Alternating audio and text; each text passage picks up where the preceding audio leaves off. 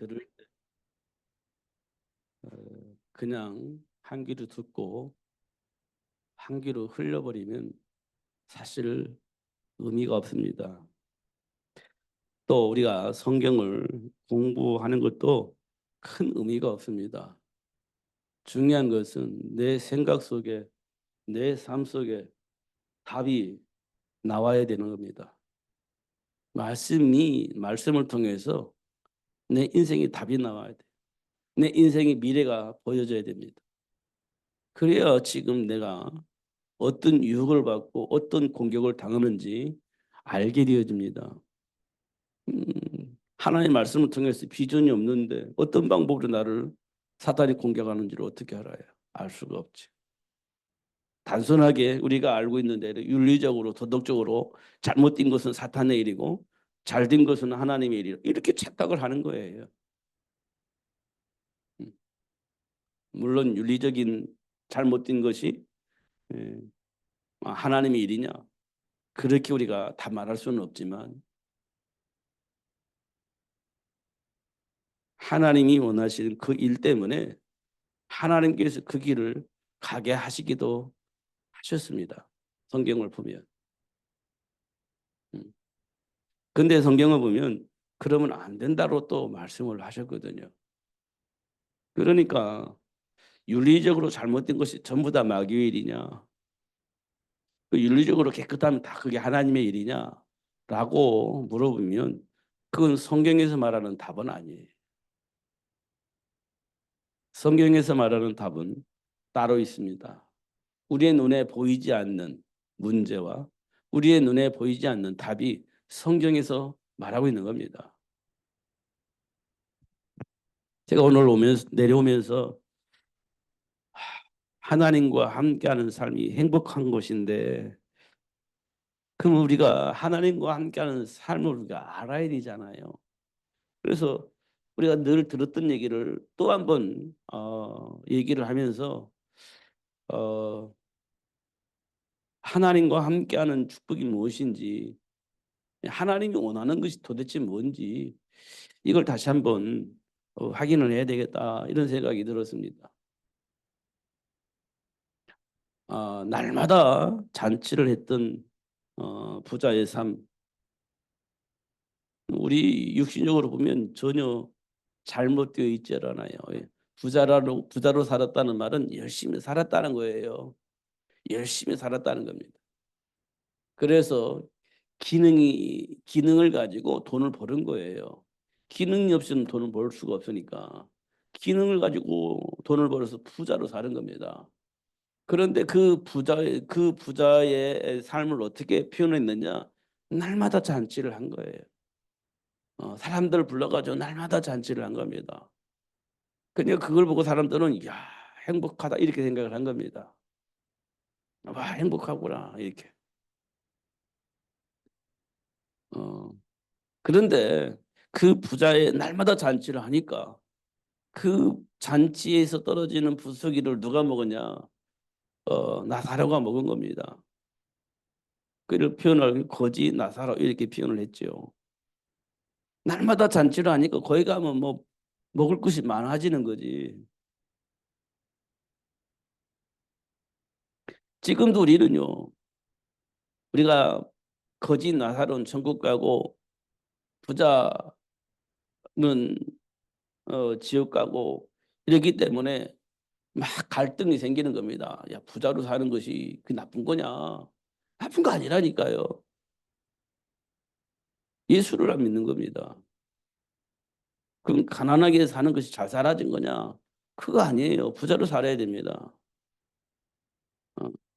그런데 거지 나사로는 가난했어요. 왠지 모르지만 가난했습니다. 그런데 예수 믿은 거예요. 그래서 천국 겁니다. 그러니까 여기에서 우리가 잘 사냐 못 사냐, 날마다 잔치를 하냐 거제에서 사냐, 하나님은 지금 그것 말씀하시려고 부자와 나사로를 비유해서 말씀을 하신 게 아니에요. 부자로 살든 가난한 살든 그게 중요한 게 아니라 하나님과 함께하는 삶을 사는 것이 중요하다. 이걸 말씀해 주시는 겁니다. 자, 우리가 또 한 가지 예를 들어봅시다. 당자의 비유를 통해서 아버지를 막 돕고 살았던 장자가 있었습니다. 아버지를 막 잘 섬기면서 도왔던 장자가 있어요.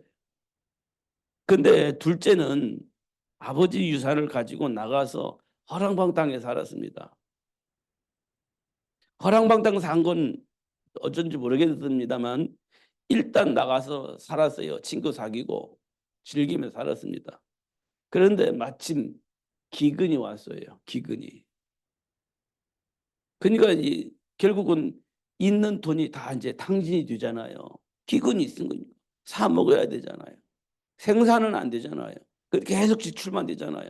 이게 완전히 거지가 된 겁니다. 그러니까 어떻게 해요? 친구들이 없어요. 돈 있을 땐 친구들이 있는데 돈이 없으니까 친구들이 없어. 그럼 뭐가 없어요? 먹을 것이 없는 겁니다. 그래서 돼지가 먹는 열매를 먹다가 그것마저도 없어가지고 굶어 죽을 것 같으니까 아버지 집으로 돌아가야 되겠다고 돌아온 겁니다. 이때 아버지는 야 죽은 아들 돌아왔구나 뭐 너무 좋았습니다. 죽은 아들이 돌아왔구나 너무 좋았어요. 그래가지고 막 씻기고 새옷 입히고 죽은 아들 돌아왔다고 뭐 동네 잔치를 막 하고 이게 난리가 난 겁니다. 그런데 아버지를 잘 섬겼던 그 장남은 불만이 많은 거예요. 어떻게 저럴 수가 있냐? 나한테는 양 한 마리 안 잡아주시면서 어떻게 저럴 수 있냐? 이게 우리가 가지고 있는 감정입니다. 이게 우리 무의식 속에 깊이 분열해져 있어요. 그런 동생화가 좀 잔치를 하면 막 시기, 질투, 분노 이게 말로 표현할 수 없는 것들이 막 속에서 솟구쳐 올라올 수 있을 만큼의 우리 배경이 우리 안에 있습니다. 용서가 안 되는 거예요. 아버지도 이해가 안 되고 그런 감정이 우리 안에 있는 겁니다. 있잖아요. 첫째 아들 반응이 정상적이라고 우리는 반응을 하는 거예요. 첫째 아들의 반응이 정상적이지 이렇게 생각을 하는 겁니다. 이게 우리가 가지고 있는 감정입니다. 아니 이 땅의 모든 사람이 가지고 있는 감정입니다. 이해가 안 되는 거예요. 수용이 안 되는 겁니다. 그러면 예수님은 우리를 향해서 왜 이 말씀을 하셨을까 물어보셔야 됩니다. 예수님은 왜 이 감정이 우리 안에 있는데 어떤 것이 정상입니까? 첫째가 정상입니까? 둘째가 정상입니까? 첫째도 정상 아니고 둘째도 정상 아니에요. 사실은 정상이 아닌 두 사람이 부딪힌 거예요. 그런데 하나님께서는 지금 뭘 말씀을 하시려고 정상이 아닌 이 두 사람을 이게 만나게 하시고 이렇게 하셨냐? 이거 질문을 해야 되는 겁니다. 이게 그리스도를 아는 자에게 주어진 축복이에요. 옳고 그름이 아니라요. 복음은 옳고 그름이 아니에요. 하나님의 배경을 아는 겁니다. 본래 하나님이 우리 인간에게 주어진 정체성을 아는 거예요. 그것 때문에 복음을 주신 거지. 옳고 그름을 분별하게 하려고 복음을 준 게 아니에요. 바리새인들이 그거 잘했죠. 바리새인들이. 그러면 하나님과 함께하는 삶은 뭐냐? 정체성을 회복하고 그 복을 누리는 겁니다. 그게 하나님 우리에게 주신 복음이에요.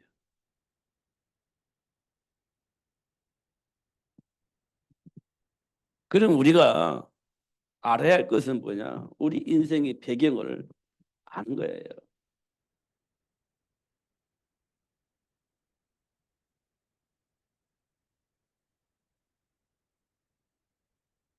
우리 인생의 배경을 아는 거예요.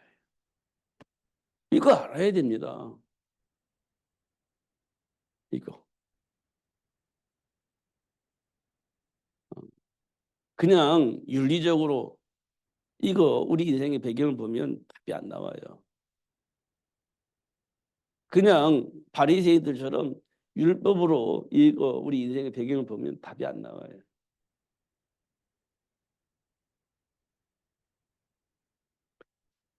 성경에 보니까요, 하나님을 떠난 자의 배경을 말씀하고 있습니다.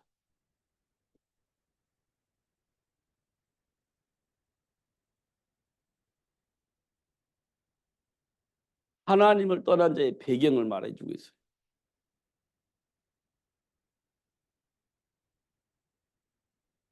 뭐라고 말씀하고 있느냐 보니까요, 본질상 진노의 자녀래요.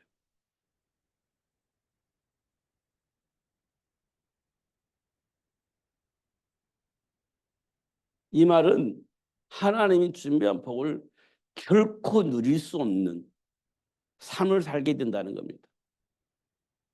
하나님의 배경을 결코 누릴 수 없는 삶을 살게 된다는 거예요. 이 말은 뭘 의미하느냐면 하나님의 말씀을 안 듣는다는 겁니다. 하나님의 말씀을 못 듣는다는 거예요. 자, 나를 쳐다봐야 돼, 나를. 하나님의 말씀을 결코 못 들어요. 그러면요, 문제도 모르고 답도 몰라요. 그럼 어떻게 살아요? 그냥 재앙 속에 사는 거예요. 문제 모르지, 답 모르지. 그럼 재앙 속에 사는 거야. 그런 배경을 우리가 가지고 있는 거예요. 그래서 어떻게 해요? 본질상 진노의 자녀 이렇게 얘기를 한 겁니다. 본질상 진노의 자녀는 어떻게 살아요? 마귀가 시키는 대로 살아요. 마귀가 시키는 대로. 그게 지금 우리 삶 속의 결과로 나타나요. 마귀가 시키는 대로 사는 거예요. 그게 뭐야? 욕심부리지. 거짓말하지. 사람을 미워하지요. 그게 살인입니다. 이게 마귀에게서 나오는 것들입니다. 마귀에게서 나오는 것들이에요. 하나님께서 우리에게 이런 것이 있는데 이게 어디서 나왔냐? 마귀에게서 나왔다라고 지금 우리에게 말씀해 주고 있는 거예요. 우리는요, 나도 모르게 내 유익을 위해서 살짝 거짓말 하잖아요. 나의 유익을 위해서 살짝 거짓말 하잖아요. 너무나 자연스럽게. 근데 사람들 그 지혜롭다고 얘기를 하는데 그거 아니에요. 거짓말이 거짓말. 이 거짓말이 어디서 나왔냐? 마귀에게서 나온 거예요. 근데 우리 너무 자연스럽게 거짓말 하는 거예요. 근데 그 어디서 나왔어요? 마귀에게서 나온 거예요. 이게 말해주고 있는 겁니다. 이러면 어떻게 돼요? 망해. 본질상 진노의 자녀가 망하는 거야. 근데 우리는 이거 말해주고 있는데도 불구하고 깨닫지 못하고 계속 상황에 따라서 말을 자꾸 바꾸고 그렇게 하는 겁니다. 그게 거짓말이에요. 왜 그러냐? 내가 하고 싶은 대로 하고 싶으니까. 그걸 보고 욕심이라고 합니다. 욕심. 음. 내가 하고 싶은 거 가야 돼. 결코 할 거야. 이게 동기라고 얘기합니다. 욕심이에요, 욕심. 하면 안 되는데, 할 수 없는데, 할 거라고 막 하는 거는 그게 욕심이에요. 그걸 보고 동기라고 합니다. 그것 때문에 거짓말을 해요. 결국 어떻게 해요? 사람을 미워하고 사람을 죽이는 일을 해요. 그것 때문에. 그것 때문에 그런 겁니다. 내 맘대로 안 하잖아요. 그럼 미워 죽겠잖아요. 내 맘대로 안 돼. 내 말 듣지도 않아. 고집을 막 피워. 그러면 어떻게 해요?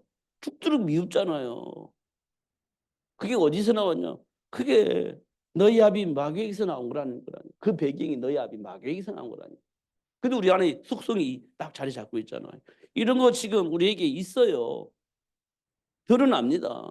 근데 우리가 그냥 자연스럽게 넘어가서 그렇지 확인할 수 있는 부분이에요. 아, 지금까지 내가 마귀를 아버지로 모시고 살았었구나.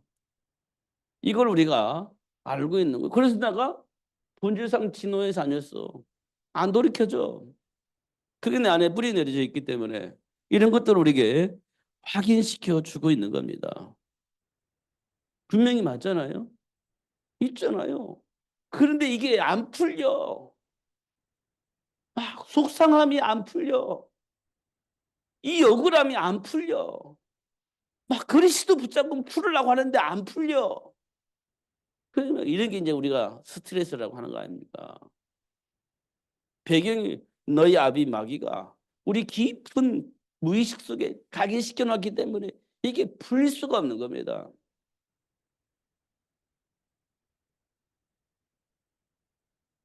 그래서 어떻게 돼요? 그 무엇을 해도 해결이 안 되는 겁니다. 그 무엇을 해도 그 어떤 노력으로도 해결이 안 돼. 그래서 뭐라고 말하냐? 운명과 팔자라고 얘기를 해요. 그 무엇으로도 해결 안 되니까 운명과 팔자라고 얘기를 하는 겁니다. 그래서 어떻게 해요? 그 운명과 팔자의 배경이 뭐냐? 이거잖아요. 생각이 바꾸고 싶은데 안 바뀌어져. 바꾸고 싶은데 바꿀 수가 없어. 다르게 살고 싶은데 다르게 살 수가 없어. 그냥 마귀가 그렇게 시키니까. 생각을 바꿔서 살고 싶은데 안 사라지는 거예요. 그게 뭐냐? 죽음이 두려웠어. 일생 마귀에게 종로로 타는 겁니다.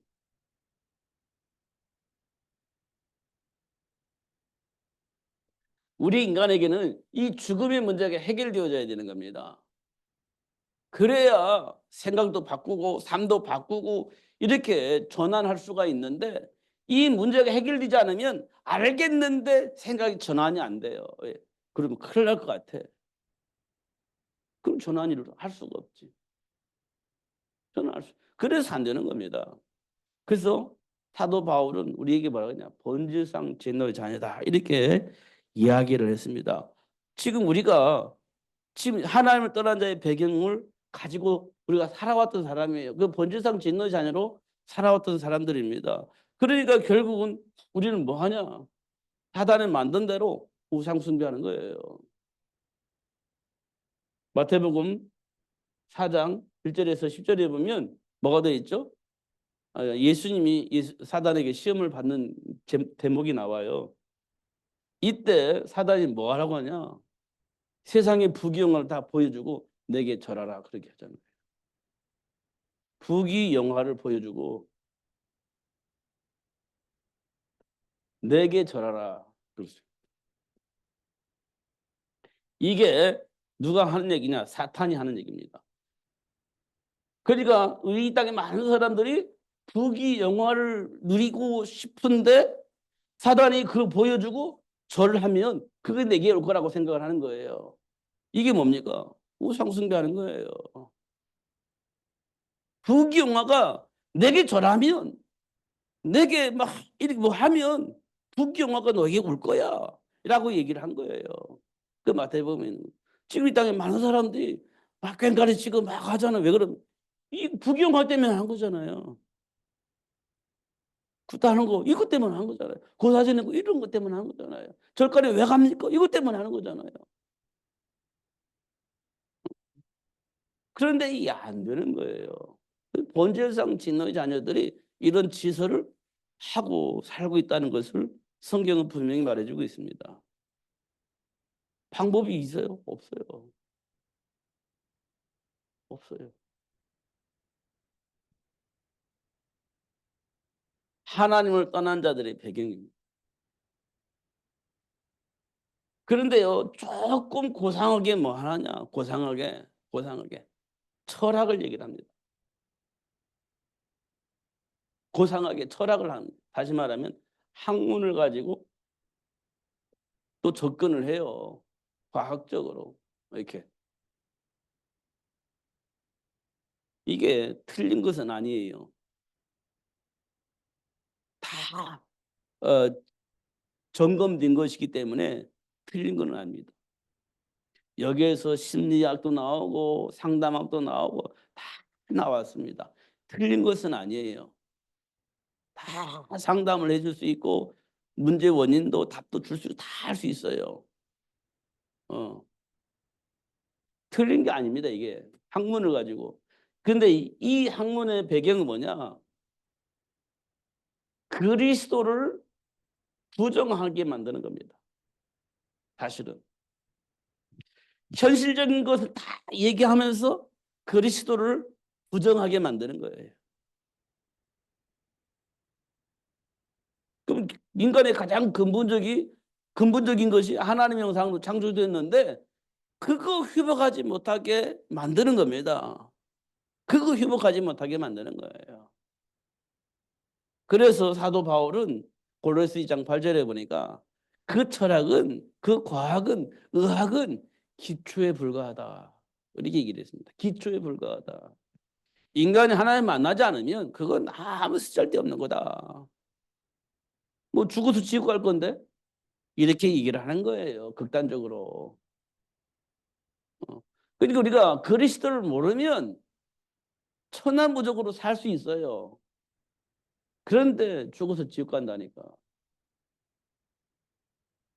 정말 실패하는 거예요. 이게 하나님을 떠난 자들이 지금 이렇게 살고 있는 겁니다. 천하무적으로 살아분들 죽어서 지옥 갑니다.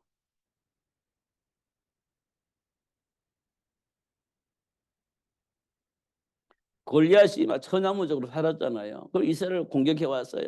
야, 우리 서로 싸우지 말자. 서로 힘들으니까 1대1로 싸우자. 그리고 나라 서로 나눠먹기로 하자. 이렇게 된 거예요. 너 1대1 싸워가지고 지면 너 나라 우리 나라가 되고 내가 지면 우리 나라가 네 나라가 될 거야. 1대1로 싸우자. 이렇게 얘기를 한 겁니다. 그 골리앗이 얼마만큼 자신이 있으면 그렇게 얘기했겠어요. 천하무적이었습니다. 지금 세상은 그렇게 유치는 거예요. 그때 목동 다시 나와가지고 지금 네가 무슨 소리 하고 있는 거냐? 너는 오늘 난 죽었어. 이렇게 얘기를 하잖아요. 목동 다윗이. 그러니까 골리앗이 얼마나 우습게 봤습니까? 배경을 모르면 그래요. 배경을 모르면. 그 배경을 알면요. 그렇게 할 수가 없어요. 우리가 갈멜산 전투 알잖아요. 갈멜산 전투. 어. 아, 850년 우상 숭배하는 그 사람, 우상 숭배하는 선지자들과 엘리야 선지자 한 사람이 붙은 그게 갈멜산 전투입니다. 숫자 850명이 모여가지고 막 했잖아요. 했잖아요. 숫자가 많고 막 화려하고 막 어마어마하게 하니까 금방 뭐가 일어날 것처럼 보였지만 반응이 없어요. 반응이 없습니다.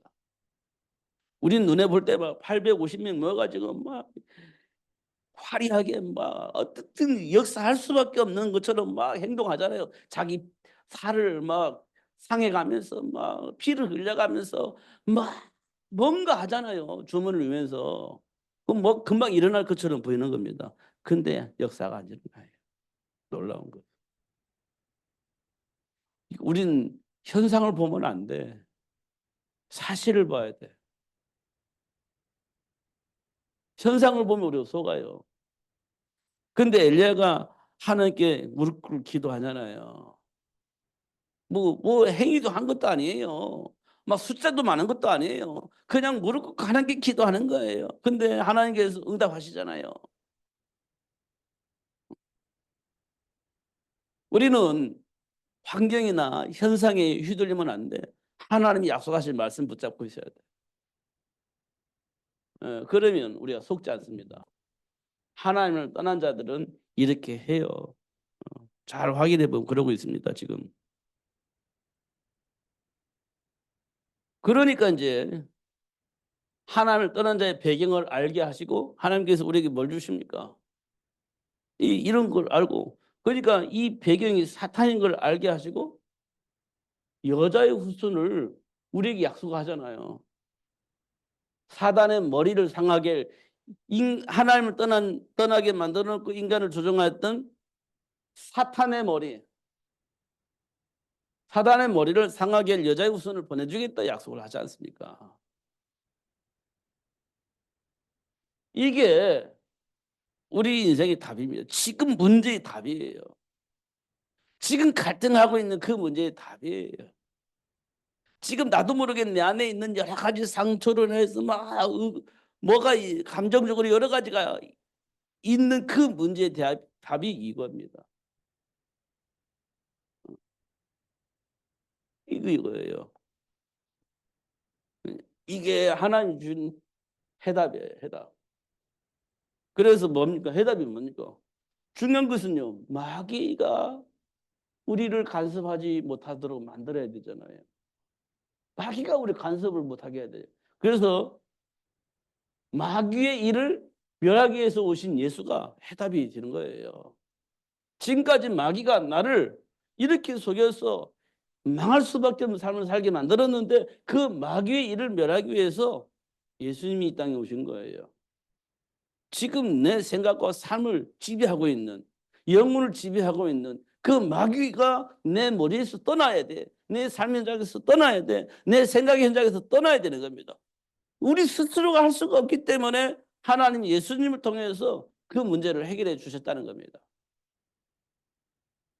그것 때문에 예수님 오셨다 이 말씀하고 있는 겁니다. 두 번째, 마귀가 우리를 왜 간섭합니까? 간섭할 수밖에 없는 배경이 있는 겁니다. 간섭할 수밖에 없는. 그게요. 죄와 사망의 법에 묶여 있기 때문에 그래요. 하나님을 불신하는 죄가 있기 때문에 그 죄의 통로를 가지고 사단이 우리를 자꾸 공격하고 우리를 간섭을 하고는 거예요. 그러면 우리가 하나님을 떠난 죄의 문제 해결받아야 되잖아. 근데 해결할 수가 없어. 그래서 이 하나님을 불신하고 떠난 죄의 문제를 해결하기 위해서 예수님이 땅에 오신 거예요. 그러니까 예수님이 지금 내 근본적인 문제에 대한 답이 예수님입니다. 예수님. 예수님이에요. 근본적인 답이 예수님이에요.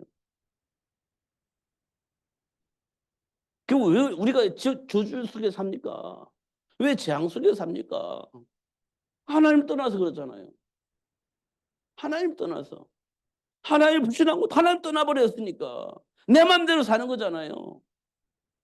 그러니까 저주 속에 사는 거예요. 재앙 속에 사는 거예요. 난 그렇게 안 살고 싶은데, 막 정말 성공하고 싶은데, 행복하게 살고 싶은데, 그렇게 살 수가 없어. 왜냐? 하나님 떠나버렸기 때문에. 그래서 하나님 떠난 문제 해결해 주시려고 예수님 오셨잖아요. 하나님 만나는 길. 하나님과 함께하는 삶을 누릴 수 있도록 예수님 오셨잖아요. 그럼 이게 우리 인생의 해답이에요. 그래서 어떻게 해요?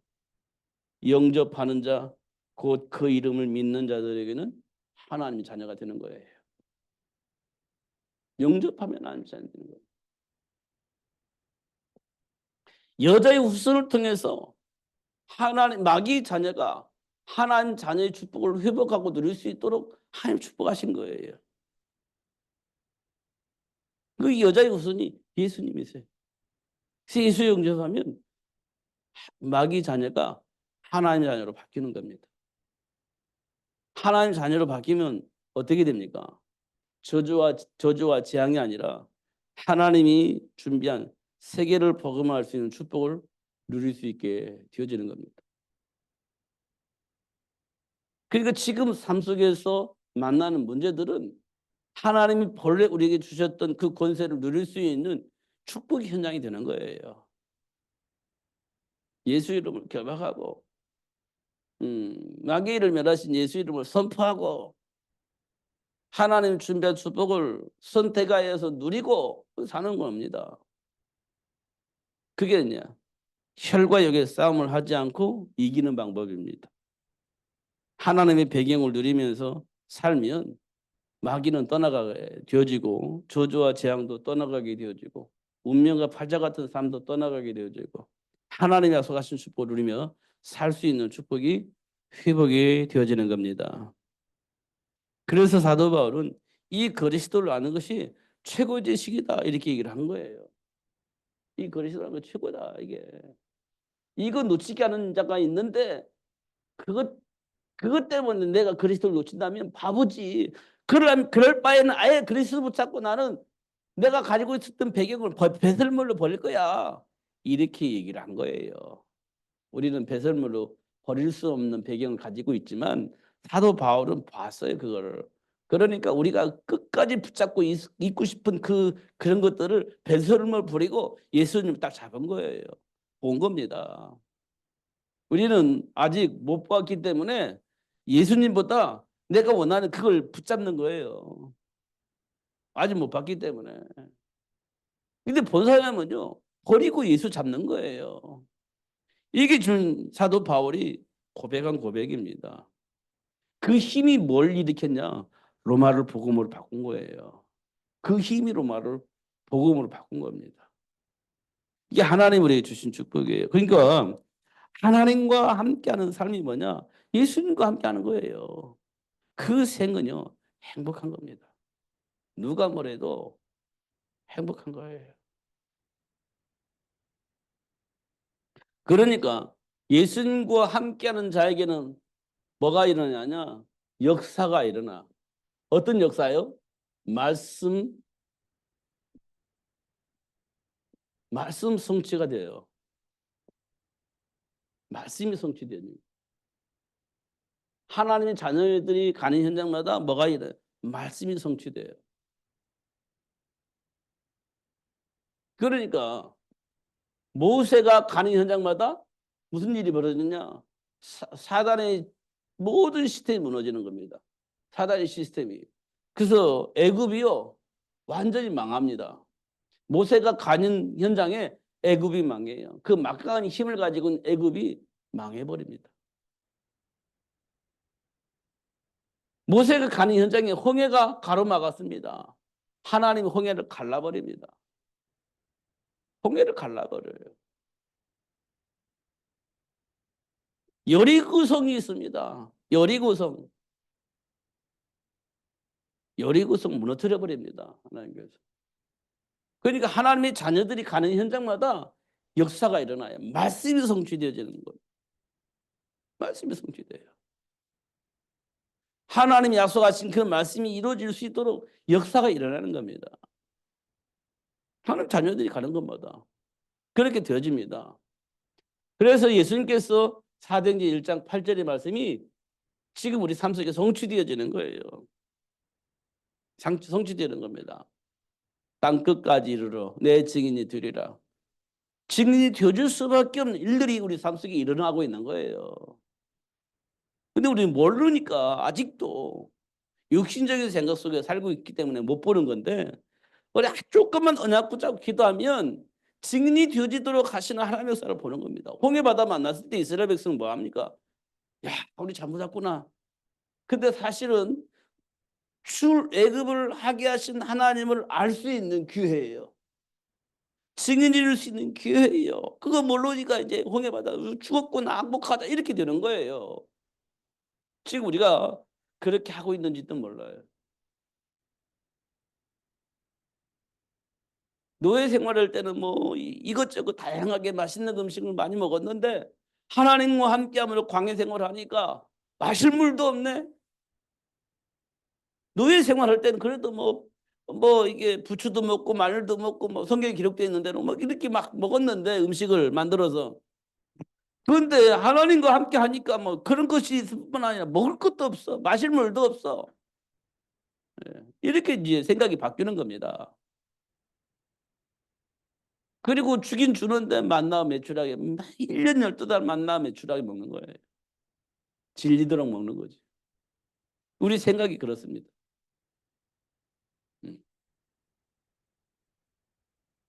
그런 우리들의 생각과 체제를 완전히 바꾸는 작업을 한 겁니다. 그게 광야 40년입니다. 그 생각을 완전히 바꾼 거예요. 그리스도 안에서 회복되어지니까 할렐루야야. 먹는 것도 할렐루야. 마시는 것도 할렐루야. 만나 먹는 것도 할렐루야. 메추라기 먹는 것도 할렐루야. 날마다 감사한 겁니다. 생각이 안 바뀌면 오늘 마늘 먹고 싶은데 마늘도 안 주고 부추 먹고 싶은데 부추도 안 주고 누구 원망 불편이 생기는 거지. 하나의 관계가 회복되지 않으면. 이런 겁니다. 그 생각을 광야 40년은 싹 바꿔주신 거예요. 하나님께서. 그리고 어떻게 요단강 건너가고 여리고성 무너뜨리고 그 가나안 정복하게 하신 거잖아요. 하나님이 하시는 일. 지금 우리가 만나는 현장이 땅 끝까지 이르러 내 증인이 되리라 하신 이 말씀이 성취되어지는 현장임을 확인한다면 오늘도 하나님과 함께한 삶이 행복했을 겁니다. 오늘도 만남이 있을 때 막 감사가 있었을 겁니다. 그런 것들을 회복해서 모든 사람 앞에 살아계신 하나님과 함께한 삶이 무엇인지 알릴 수 있는 삶을 살 수 있도록 역사하시는 것을 확인할 수 있습니다. 속지 마시고 이미 주어진 복을 누리면서 승리하시는 여러분들 되기를 예수님의 이름으로 축복합니다. 기도하겠습니다. 하나님 아버지 감사합니다. 최고의 복을 또 알게 하시고 누릴 수 있도록 역사하신 하나님께 감사합니다. 나도 모르게 뿌리내려져 있는 여러 가지 것들이 내 안에 있음을 확인하고 드러날 때마다 방황하고 낙심하고 좌절을 하는데 다시 한번 하나님께서 말씀하신 대로 권능을 회복시켜 주셔서 하나님과 함께하는 삶의 배경을 알게 하시고 하나님이 하시는 일들을 체험하게 하여 주셔서 범사에 감사하며 하나님께 영광 돌리는 삶이 될 수 있도록 축복해 주옵소서. 예수님 이름으로 기도하옵나이다. 아멘. 400